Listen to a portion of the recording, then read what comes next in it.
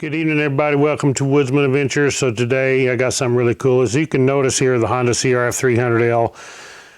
Everybody that has one, especially if you have a replace the shock, or if you take the suspension, tighten the spring down, which raises the rear of it up, it leans so far that you just can't hardly set it anywhere where it don't want to fall over. Well, the folks at T-Rex Racing has solved the problem. They sent me out this kickstand. It's adjustable, and they sent it to me to review. This goes 2 inches shorter than stock and 1 inch longer than stock, which should be perfect because I need about 1 more inch to raise this bike up to where it's not leaning so bad. So they sent this to me to review. They're not paying me a dime. All I get is the product.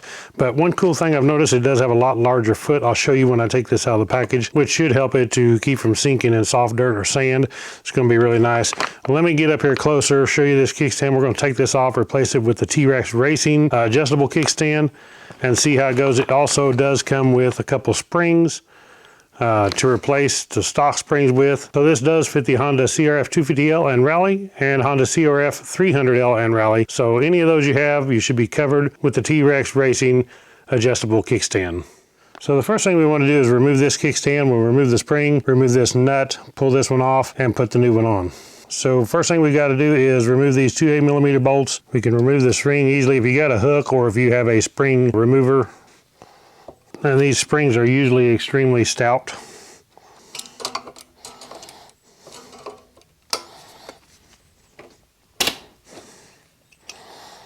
Just use a pair of vice grips to pull that one off. We got to take an 8mm and take these off. So it looks like we can just move this bracket out of the way by loosening that bolt there. Then we'll take off this center bolt. Okay, then to remove the center bolt, we're going to need a 14mm socket, and we can put a 17mm wrench on the back side. Break it loose. So while you have the kickstand off, it'd be a good time to clean this up and lube it before you put the new kickstand back on. Just go ahead and clean all the grease and make sure there ain't no grease and dirt on there. We're going to put some fresh grease on there. It don't take a lot, because if you put too much grease where it's oozing out everywhere, then you're just going to have dirt and debris, sand and stuff sticking to it. So you don't want it real greasy.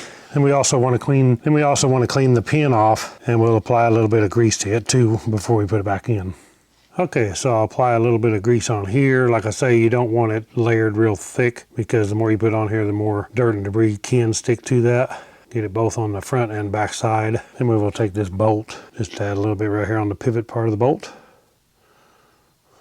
Okay, now we need to open up the new kickstand. It does have some instructions here if you need the instructions to look at. Open up our springs. So it does have double springs, which is really good, because you don't want the kickstand falling down on you when you're off-road riding.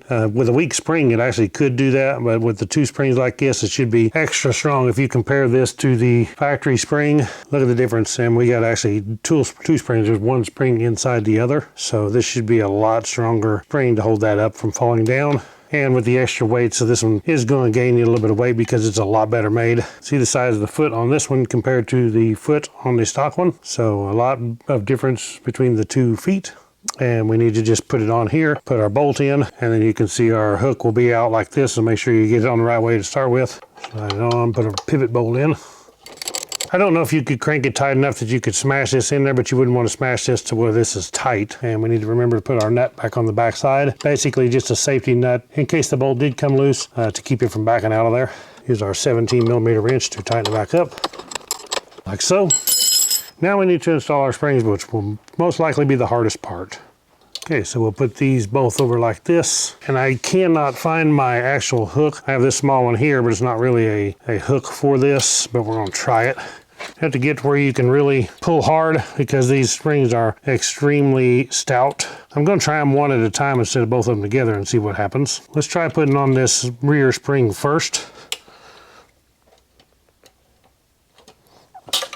Got that one on easy enough. Now this is going to be the hard one, which is the big spring.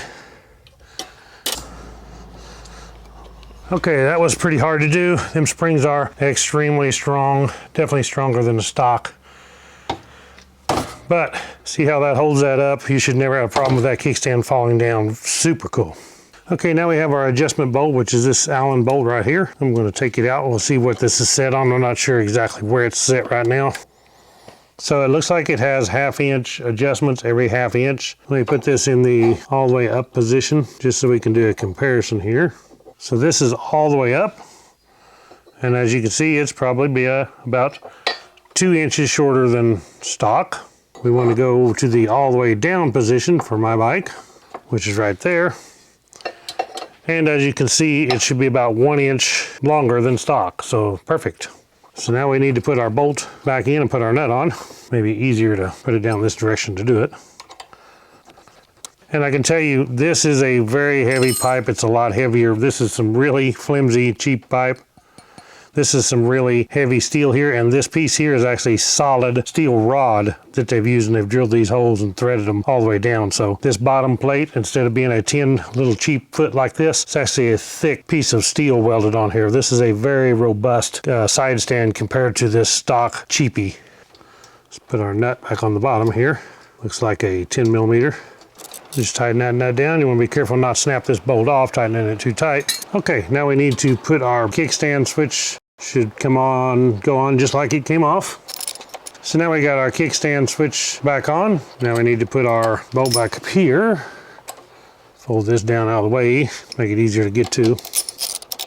Okay, just like that. Now we can take it off the center stand, set it down, and see what it looks like. Okay, so I can already see that is a huge difference just that 1 inch taller makes in the stance of this bike setting up.